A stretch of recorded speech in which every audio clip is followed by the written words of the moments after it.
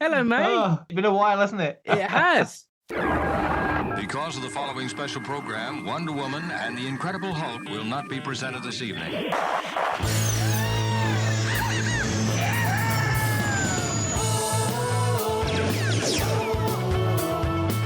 a Fantha. It's time to get all your Star Wars news in a single file. That doesn't sound too hard. Boom! This is Making Tracks. This is the way. Here are your hosts, Mark Newbold and Mark Mulcaster. I know these people. They are brutal. Does this look Jedi to you? That's not how the Force works. They'll never see it coming. Count me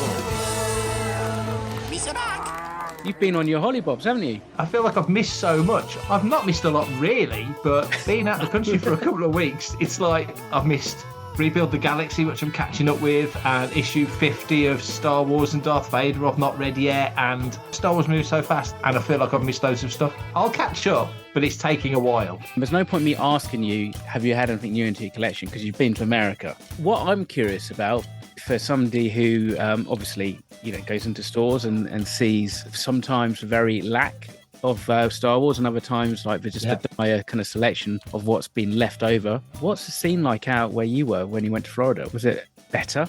It was different. We got a Target near us and a Walmart up the road. They were the two places we checked out the most. My nephew's massively into wrestling figures.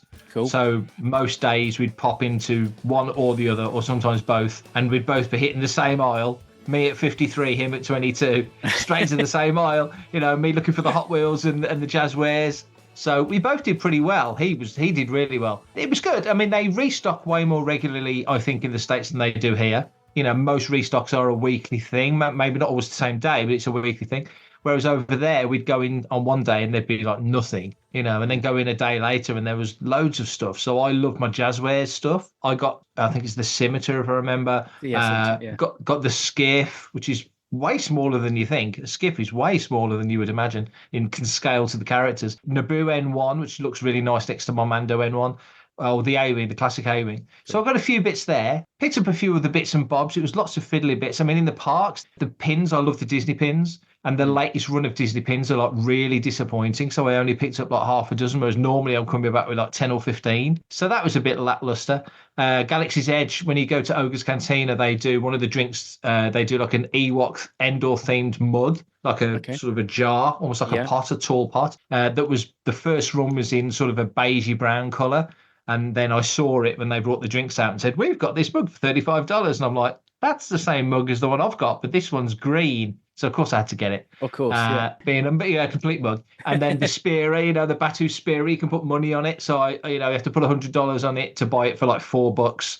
So they've done 4 different designs, or 4 different colours, rather. Yeah. I've got 3 of the 4, so I need to chase down the one I'm missing. So things like that, little fiddly things like that. I didn't take many clothes, took about 5 shirts, a couple of pairs of shorts, thinking I always buy T-shirts and shorts when I'm over there, and shirts, didn't buy a thing. Oh, really? Bought socks. Like all I bought was sports socks. Was that just much because you just didn't see anything that took your fancy?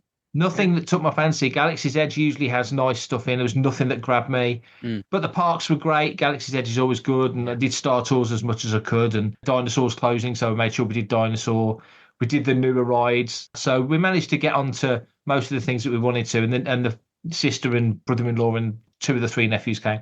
But yeah, we had a good time. I did get this. Definitive Star Wars Legends Timeline by Trevor Davey. I will point out, it says unauthorized at the top. Anyhow. Is yours hardback? Yes, I paid out for the hardback. It's just too good a thing to not want as a hardback. In fairness, it's thick as hell, completely exhaustive. It's like, what, 600 or over 600 pages, about 625. Now, it doesn't actually really give a huge amount of information. What it does is it just puts everything in its order. I mean, God, if you even put like a couple of lines of text for every entry, this would be like over, a couple of thousand pages, I would have thought. So it's actually quite nice. So it makes it really easy to flip through and to kind of find where you need things to be slotted in. If you put your books into kind of chronological order for like Legends and stuff like that, which, let's be fair, is a little bit difficult sometimes, isn't it? I'm swimming and choking in a combination now in the collection of Star Wars and James Bond, and neither I've done a good service of displaying very well. But without further ado,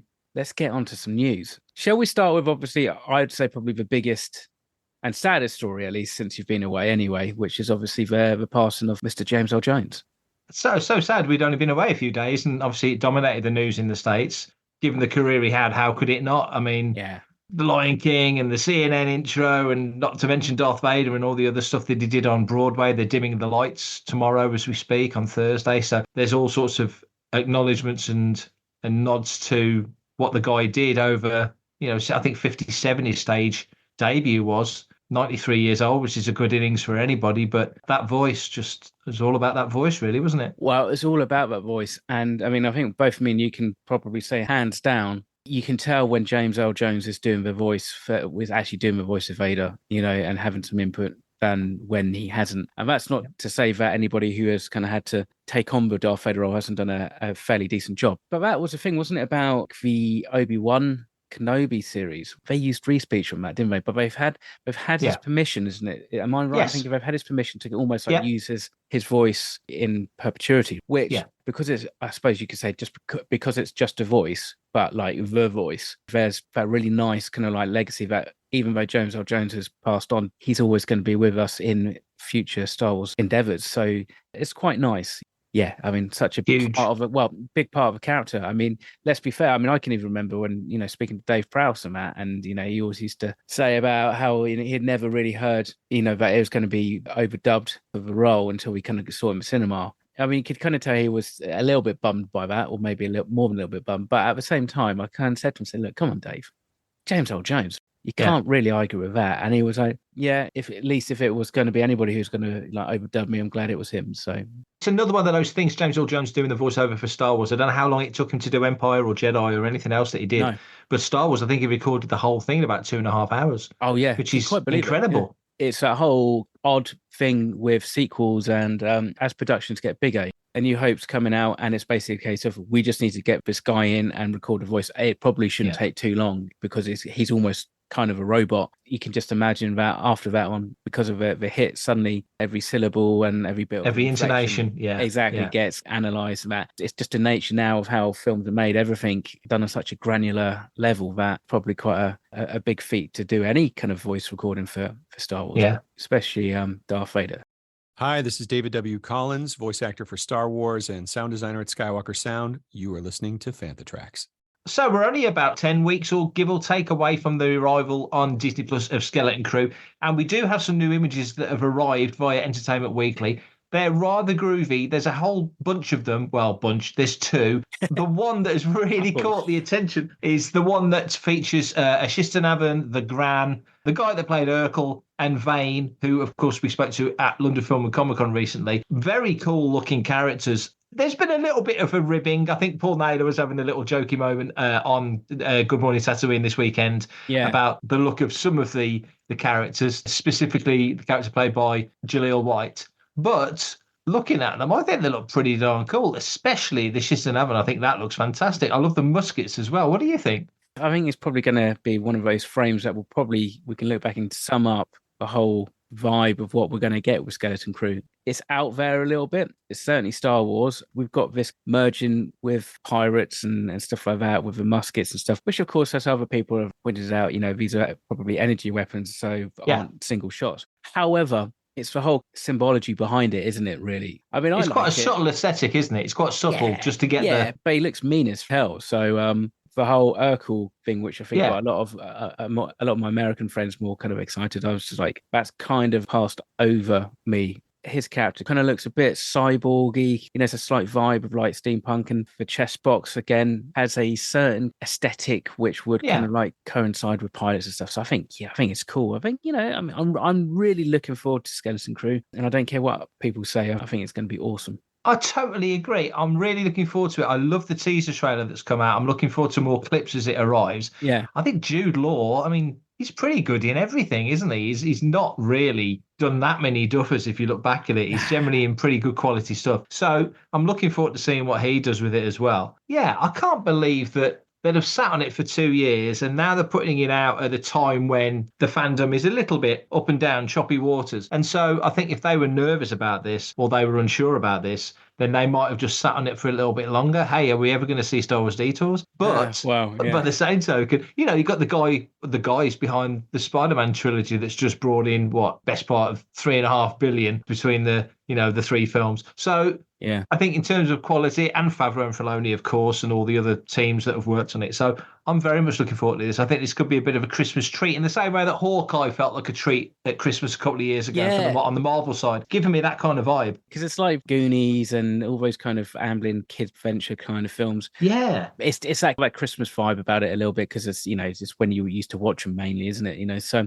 to be fair, it's two stills. And I quite like the whole aesthetic that Jude Law's wearing. It's up there with a Solo story, kind of Han Solo kind of vibe. It made me smile though, because people have said, look at Jude Law's character, Jodnan Arwood. He's wearing Lando's old shirt, and all I could think was, well, hang on, the end of Empire Strikes Back, Lando was wearing Han Solo's shirt. Exactly, so it's all fair. It's all fair. I'm guessing it's a duster jacket. It looks like it's probably going to be a duster kind of jacket. Yeah. So that's again, I think that's quite cool. So I said this the other day to a friend that actually there hasn't been many costumes in recent Disney Plus shows that has really whetted my appetite. But I might actually be tempted to do this one, I think, because I think it's quite cool. So we'll have to see what annoying levels of details that they've put into it that are going to make it absolutely inaccessible for the average person to acquire the items. I'm really down for it. You're really down for it. So I can't wait for December the 3rd, 4th, isn't it, for us? Yeah. And, you know, hopefully December 4th will be a perfect day for a reaction chat as well. Fantha Tracks. Voodoo! Disney Plus, always looking for new angles, always looking for new opportunities, and have landed on one. They are going to launch a new premium channel 24/7 that features Star Wars and Marvel brands. They're calling it Hits and Heroes, and it will be for the premium tier, which means you have no adverts and the content will be constantly refreshed. But basically it means that anytime you turn it on, you'll have constant rolling Star Wars and or Marvel content. Well, that sounds pretty good to me. Given that Disney Plus hasn't probably got the subscriber base that it would like, and that financially it's still in a bit of a hole, but it's getting there, just taking longer than they probably wanted it to. What do you think of this as an option? Because the one thing I can see them doing, and one problem that, I don't know, let's say Acolyte had, was that Acolyte was pushed to the Disney Plus crowd and the Star Wars crowd and the peripheries of that. But if they'd have put the first episode out on ABC on a Sunday night, let's say, they would have certainly grabbed more attention for that show and possibly pulled people towards Disney Plus than had they not. Just as a lost leader first episode, let's put that out there for the world to see. Something that maybe Marvel could do, but probably doesn't need to the same degree. What do you make of this new option as a 24/7 streaming channel? So let me get this straight. It's basically you just click on it and it plays Star Wars. Star Wars and Marvel. Yeah. Marvel, yeah. So it's going to probably like flip-flop between Star Wars and Marvel. I mean, is there going to be a schedule? Is it literally going to be like potluck? You put it on and, you're 10 minutes into Age of Ultron or 20 minutes into A New Hope. There is a bit of a blurb from the direct, and it basically says the official channel, there's 4 channels. The official channel names are Real Life, which is documentaries and biopics, Hallow Stream, which I'm assuming is Halloween, Throwbacks, which is nostalgic content, and the one that will probably get the most interest is Hits and Heroes, which will include a wide variety of action-orientated movies and shows from Disney Plus itself, plus 2 of its flagship brands, Star Wars and Marvel. It's going to be lots of stuff, isn't it? All sorts of stuff. You could turn on and Die Hard 4 could be on, or one of our dinosaurs is missing. I don't know. But, I know what you're saying. There could be anything in there that sort of rolls in. So, I feel like you're right. I think you would need a schedule to get the best of it. Yeah, it's one of those things, isn't it? Like, I mean, and no disrespect to Fantha Tracks, who do a brilliant job of every news article. I mean, there's not much information as to like the mechanics of it, so it does make it a little bit hard to guess. I mean, it'd be quite fun, especially with no adverts. Me and you are kind of similar in respect to like we will just stick on a Star Wars film whilst we're working, and it's just on in the background. So if I just go into my suite and just stick on this like Heroes channel and with no ads as well, that's actually quite cool. It's quite attractive. Yeah. I mean, what it might end up doing, you could maybe start to see that. I wonder if things premiere on there. Obviously, you work for Sky, and I don't know what your premium channel's called. Was it Sky Atlantic? Is it changed names now? What's it called now? Showcase. Okay, so Showcase. So you've got to be subscribed directly to Sky to get Showcase. I'm Virgin to get everything but Showcase, for example, and I'm with Virgin. I don't see House of the Dragon, for example, which I'm gagging to see because I love season 1. But if you're subscribed to that channel like you would be a premium subscriber to Disney Plus, then that's the hook, isn't it? I'm seeing stuff that you can't. I mean, one of the questions is, what would you want to see on a unique Star Wars I mean, now we know it's not just Star Wars and Marvel, No. there's other stuff. But if it was a unique Star Wars channel, you imagine documentaries, all the... What you would just want, you would literally just say, just throw the freaking like Lucasfilm library up there. Library. Yeah, Literally yeah. just have it on. But I suppose that's the thing, is that like after, what's for longevity of something like that, really, to be fair, actually, something like that is probably not a huge expense to do. You upload all your content, which you've already done onto server. If you're having to constantly mix up a playlist, I'm sure it's easily done with like AI and stuff like that, just to kind of like create a different video playlist. That's it, really, isn't it? I mean, if you want to make Disney Plus an integral part of the Star Wars experience, and you've got a unique Star Wars channel on there that's a premium subscriber channel as well, you so want you've to got have people stuff that you can't get anywhere else. Exactly that. So wouldn't make sense that that's where you'd put, I don't know, your Star Wars Celebration live stream, your red carpet stuff, and there's documentaries that are on the laser discs that have never really been seeing the light of day anywhere else. I know when the Blu-ray stuff was coming out for Force Awakens, Rogue One, you had to go to Target, Walmart, and every other place, Best Buy, because they all had different, extras. Thank goodness that game has kind of stopped now. Yeah. Exactly. I mean, so there's definitely scope to have it, and you can definitely understand every time a streamer has moved over to like a different pricing tiering and having ad-free content and stuff like that, they lose quite a few customers. A lot of people go, do you know what? Sod it. I mean, Disney Plus, I think we're premium. I think the only one I haven't actually paid extra for yet is Amazon, because we don't tend to watch a huge amount. I think the last time I watched anything, it was maybe 1 or 2 30-second commercials. And actually the first time one came on, it did come in halfway through the film, and it was like, what the hell is this? Like, what are these things doing there?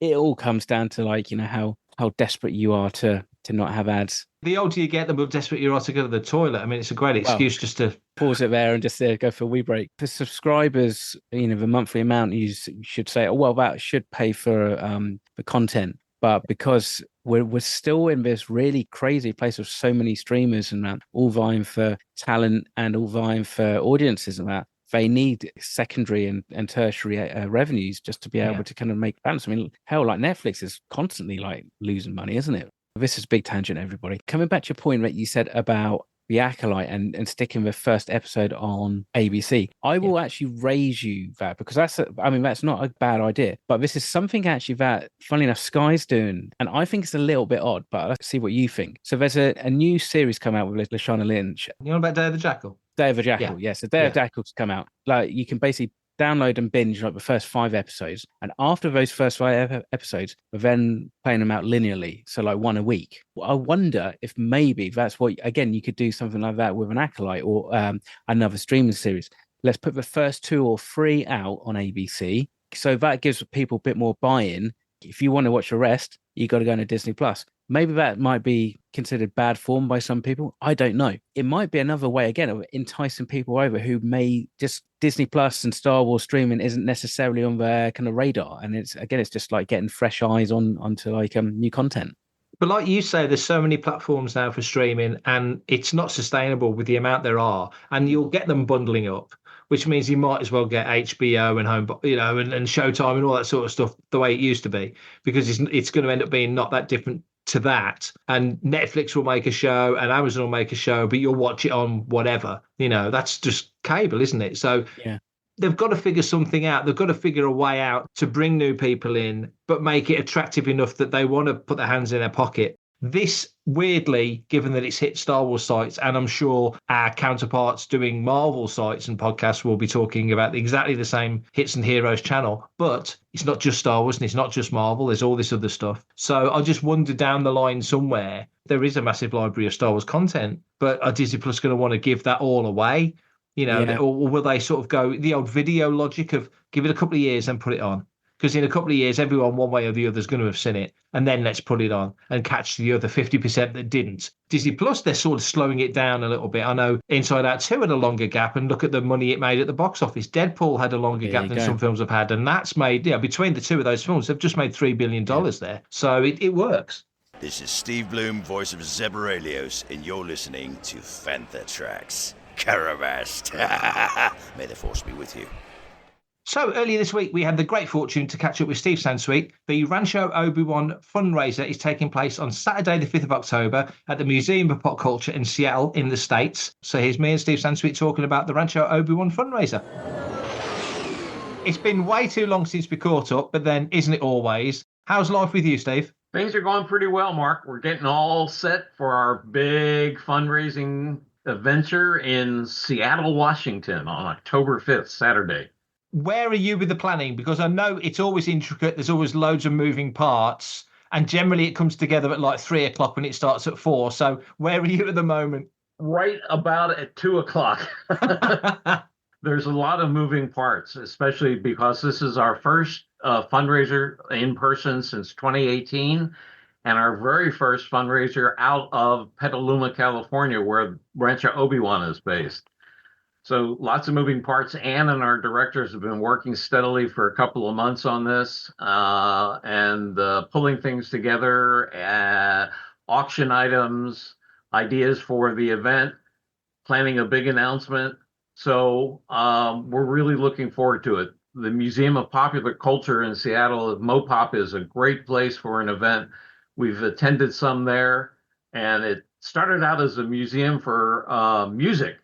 Right. Called the EMP, and Paul Allen, who was a co-founder of Microsoft, was a huge science fiction fan too, and so he started buying props and costumes and things of that nature, and the museum expanded into both a popular culture museum as well as keeping its original Jimi Hendrix inspired music angle. And of course, Seattle is the birth of grunge and Nirvana and lots of mixture of pop culture and music.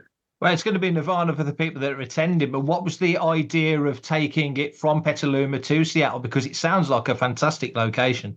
Well, it is a fantastic location, and two of our directors with amazing collections live in the Seattle area. Gus Lopez, who's vice president of Rancho Obi-Wan, and Lisa Stevens, who's a director, and along with her husband, Vic Wirtz, has an amazing collection, and they've built not only a large house with a custom designed Doug Chang movie theater, and a collection rooms, but also a 10,000 square foot 2-story barn with the cantina that was at Star Wars Celebration several celebrations ago that they got from Lucasfilm and installed in this barn, and it's just amazing. And so as part of the add-ons for this, we're doing small guided tours on Friday before the Saturday of the event at both Gus Lopez's place and at Lisa and Vic's place, along with some toasting of Skywalker Vineyards wine. For everything in one location,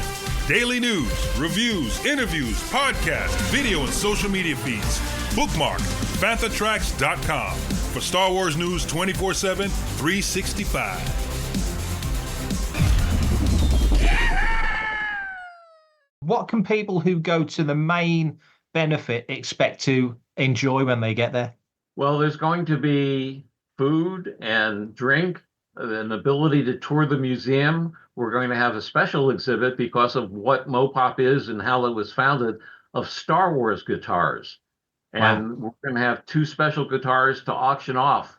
One, a Boba Fett guitar from Fernandez in Japan, it was exclusive in Japan, and a fan-built art piece that looks like our poster with the Millennium Falcon as a guitar. So that's going to be really cool. Mark Daniel, who has done a bunch of celebration warm-up events in the main halls and is an influencer, has worked for Disney off and on for 30 years, is going to be our MC. He's a huge Star Wars fan. He and his wife have visited Rancho Obi-Wan many times. We have some video from our producer, Mark Rusiano, who's well known on the fan circuit and is a major collector. And as I said, at the midpoint of the evening, we're going to have a major announcement about the future of Rancho Obi-Wan. The eyes of the Star Wars galaxy are obviously going to be on that. Obviously, you're not and can't give anything away because that's the whole point. But how has it been for the last few years? Because Star Wars has been on this sort of roller coaster ride of people loving it and people griping about it. And Rancho Obi-Wan has always been a home, a haven for all the collectibles and the general love of Star Wars. How has it been for you just sort of watching this world happen as as many of us are still knee deep in Star Wars day to day? Well, it's really interesting. Tours have been very strong since the pandemic. We only do tours on Saturday, and it's usually one tour. We limit it to 12 people so they get the full benefit of our docent and the storytelling. The tours take 2 to 3 hours. But every summer, for the last several summers since we've reopened, we've had to book 2 tours on Saturday. So we do it at 10 a.m. and 3 p.m. We've had people come back from all over the world. Lots of people from the UK and people from Japan and Australia, the Middle East. It's been great. Now, what were you talking about? People in and out about Star Wars? I'm not sure I understand. I know. You mean there's some dissension in the ranks?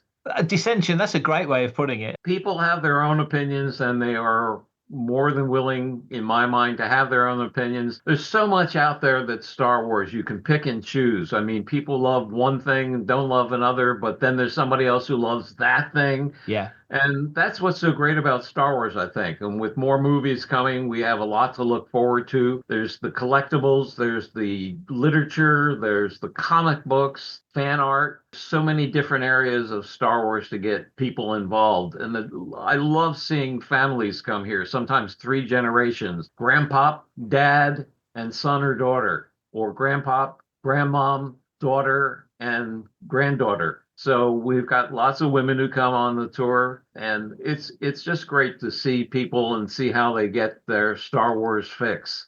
It's so true. Star Wars never stops moving. It's like a shark. It just keeps going. I've just had 2 weeks in Orlando, had a lovely holiday, come back, and Rebuild the Galaxy came out. Issue 50 of Star Wars and Darth Vader came out. I feel like I'm missing chunks of Star Wars, and it's only been 2 weeks. So I totally get what you're saying. It's a constant thing. Are you still enthused? Are you still excited to get up and just dive into Star Wars every day? Being where you are and what you do with Rancho, it's all around you all the time. Does it still light you up? Does it still excite you? Star Wars still excites me. There are all kinds of things coming up. We have some amazing events in the planning stages in the next couple of years. And our board of directors has been working on a long-term plan for Rancho Obi-Wan for the last several years. So we've been continued to be engaged. We've worked with our partners at Lucasfilm for the 25th anniversary of Episode 1. We had a display at Lucasfilm for the fan screening. We had a display at a theater in downtown San Francisco that lasted about 6 weeks. For all 9 movies. They did the 23-hour marathon. It's been nonstop.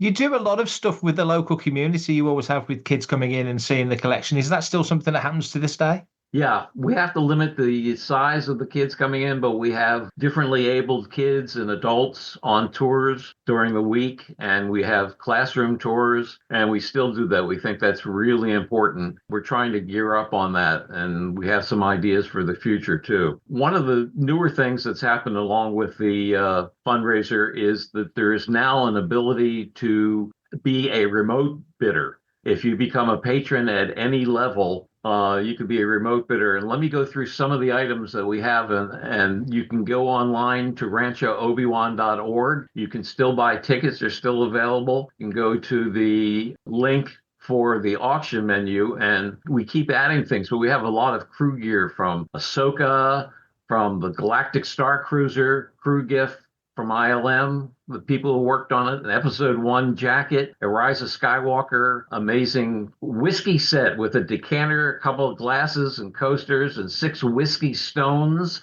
Ooh. I never knew what whiskey stones were. You put them in the freezer, and instead of the ice melting and ruining your drink, you've got a cold drink with stones. I was worried it was a bit like kidney stones. I was getting a bit concerned. Or your weight. An Empire Lays Back crew T-shirt from 1979 with Darth Vader in a hot tub. The front says Star Wars Marine Unit, and the back of the shirt says The Empire Lays Back. The Last Jedi Props Department crew T-shirt. Some recruiting postcards from Lucasfilm Animation Singapore, one of which is signed by Dave Filoni. Wow. More Ahsoka crew gear. And then we have experiences. So this is a chance to go to Skywalker Ranch and have a tasting for 8 people of their wonderful wine at Skywalker Vineyards, along with a picnic set backpack, including 3 Skywalker Challenge coins, a Pinot Noir Rosé, Skywalker ornament, tote bag, extra virgin olive oil, all kinds of good stuff. The Fernandez guitar, which I mentioned. The Fernandez guitar, by the way, comes with a 1 hour Zoom guitar lesson from Britt Lightning, who's the lead guitarist of Vixen and Wow. musical director of the Rock and Roll Fantasy Camp. That's pretty cool. We have a tour for 6 people at Lisa and Vic's, along with dinner at the Herb Farm in the Seattle area, or as the British would say, the Curb Farm. Yes. A tour for 6 at Gus Lopez's Boba Cabana with dinner at Sorel. Custom wine blending experience at JN Cellars with custom labels to be developed by Kurt Hanks, who is our wonderful graphic artist who came up with the poster design and so many other things for Rancho Obi-Wan. Merchandise, everything from a Lego Imperial Star Destroyer to Pozu shoes to a sold-out Holy Grail chalice from Regal Robot, a Death Trooper helmet by Gentle Giant for Nissan when they sold the Nissan Rogue in 2017, some vintage Star Wars, a 12-inch Luke action figure, a droid side gunner, a bag of swag, some original art from Michael O'Shields, who is geek burning. Charmaine Cuddy, who has done so many wonderful crocheted blankets for Rancho Obi-Wan auctions, is doing a pick your own character auction. So you would bid on the ability to have Charmaine do whatever you want as far as a Star Wars character. She recently did one, and it was a surprise gift from Seattle collectors to Rancho Obi-Wan to me for my birthday of Obi-Wan with the Obi-Wan logo. So you can see that on the page. Posters, both new and old. Very limited edition Mark Ratz poster that was done for the 40th annual reunion of ILM at 3210 Studios. Signed Ralph McQuarrie prints. Signed Colin Cantwell photos. A set of 15 original Dave Dorman prints, and from Prop Store, our friends at Prop Store, framed storyboard triptych, 3 production used Star Wars Empire Strikes Back and Return of the Jedi storyboards signed by John Dykstra, Howard Kazanjian, and Phil Tippett. Some original Chewbacca hair framed again by Prop Store with a photo of Chewbacca, a prototype Funko Pop, a hand-painted Hallmark ornament of Yoda. I'm going to bid on all these things. They're all going to pass me by. That's what always happens. Isn't it? There's some incredible crew stuff there. And as you mentioned, Charmaine doing the crochet, her work is phenomenal, isn't it? It's always been amazing. So what a treat to pick your own character. Really amazing. Time and the effort that she puts in figuring out the colors and how to do it and laying it out on the computer. It's truly wonderful. So it's going to be quite an evening. And the reason that we do these fundraisers is Rancho Obi-Wan, of course, is a nonprofit. None of the money that we raise goes into buying collectibles. That's all on me. And yes, I am still buying collectibles. And we use the money for operations and upkeep. Insurance in Northern California has gone up 7-fold because of the wildfires in recent years. So when we used to pay $1,000 for insurance for the property, it's gone up to about $7,000. And we have repairs and maintenance and things of that nature. So, we try to be reasonable as far as our fees and coming to visit Rancho Obi-Wan to make it possible for a lot of people to come. A lot of couples use it as a birthday gift or an anniversary gift. Some people get blindfolded in the car on the way here so they don't know where they're coming. I always love the stories, but this is a major project for us, and we've been working on this for quite a while. It sounds amazing. It's been a few years, as you know, since I've managed to get over to your part of the world. What was the latest addition or expansion, notable thing that's happened to the building and to the collection since, I think, 2017 was the last time I came? Within the last year, we've opened a major Lego section, a Lego Star Wars section, just in time for the 25th anniversary of Star Wars Lego, the brand that saved the company and helped propel it to the largest toy maker in the world. And Mark Morita, one of our docents, has been a wonderful Lego Star Wars builder. And so we have lots of his builds on display, as well as the boxed items, the exclusives. And in fact, we have a Lego San Diego Comic-Con exclusive as part of our auction, a piece that I don't have in my own collection. I'm looking at it enviously. There's one thing to bid on then, at least. Well, if I'm allowed to. We've got a full-size Yaddle bread sculpture that was left to us. It was done for a wrap party for Lucasfilm Animation Tales of the Empire. And we had about 100 people here. And one of the things that they do is have some kind of icon. And this was from a previous series. And you wouldn't believe how good it looks. And it's still in one piece, even though it's several months old, because it has 5 coats of lacquer on it. That makes all the sense. So it's not made of soda bread, it's made of Yoda bread. Excuse me while I Yeah, sorry about that. Clear my brain. I have threatened to pull the ears off and make a hot dog sandwich out of it, but the lacquer is stopping me. Once you get to the auction, or rather once you get to the benefit, what's the plans for the night? You have a schedule for the evening. What's the sort of layout for the evening? So the evening goes from 6 p.m. to 10 p.m.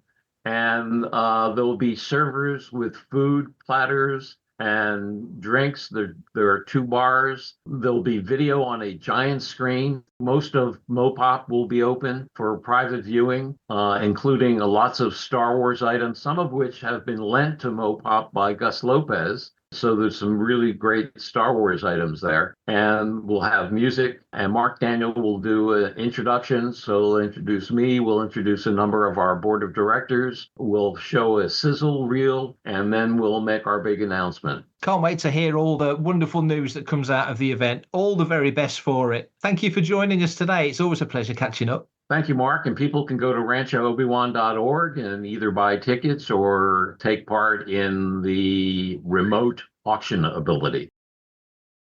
Hi, this is George Mann, and you're listening to Fantha Tracks. Someday in the future, we will have a Lando Calrissian movie brought to us by Donald Glover and his brother Stephen. No idea when, no idea what it will be about, but it will feature Donald Glover as Lando, of course. And speaking recently, he said that he really, really wants it to be a lot more fun. Here's a quote from Donald. He says, "I just want it to be fun. As a Star Wars fan myself, I think it's important that there just needs to be more fun being had. It's very hard to have fun right now. It's tough because there are very serious things happening, and those are the only things that connect us, weirdly. So I get why things are serious. But part of the human experience, I believe, is we have a responsibility to have enjoyment, and I just feel like we're lacking in that department." So he wants to give us a lighter-hearted, fun, more easy-going, maybe, version of Lando than maybe some fans would like to see. I like the sound of that. I thought he was fantastic in Solo, an absolute highlight in a film that was full of highlights. What are your thoughts on that? Do you want to see a serious Lando? Do you want to see a bit more fun Lando, having some of those sort of Lando Calrissian chronicles that they hinted at in Solo that were, of course, based on the old L. Neil Smith books from the 80s? What do you think? What are your thoughts on that?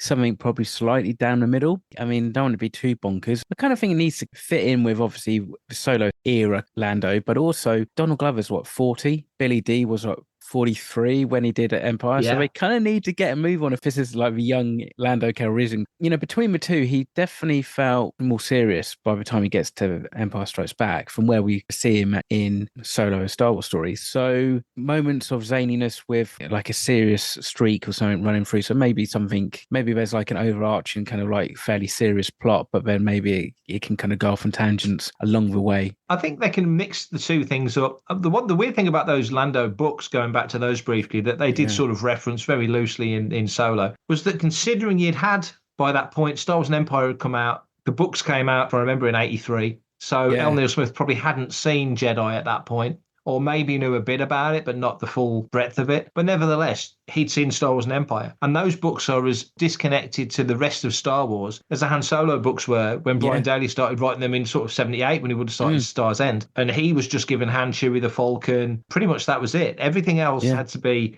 made up by him, and he did a phenomenal job. There's not as much of what L. Neil Smith wrote that sort of made its way into the broader Star Wars architecture as what Brian Daley's stuff did. But nevertheless, it's still there, and it is. I probably could argue in Rock Get to the Sorcerer. You know, we've got a lot of witches in Star Wars right now, so maybe you know, you could take that back, and you had the darker in the Marvel comics at the time. You know, you kind of got these witchy characters or sorcerer characters, which is very prevalent in Star Wars right now. So maybe there's more DNA in there than we think. But nevertheless, I would like to see something a little bit out there. The Purgle that you got in Rebels and Ahsoka, you know, there's a lineage going back to some of the creatures that were in the Lando, but the Oswaft, if I remember, you know, they were a similar kind of thing. So there are connections, and you could do some kind of really cool out there stuff. But I agree. I think if it's too out there, it'll feel really incongruous next to everything else. You're right. I think Lando is probably the character where he can be a little bit crazy. And I don't think, like, if it goes completely batshit crazy, it's going to be too bad. I don't think we're going to completely jump the shark, as it were, with it. Because I kind of get the feeling that Donald Glover's probably going to have a fairly grounded sense of what he wants to achieve from that. Yeah.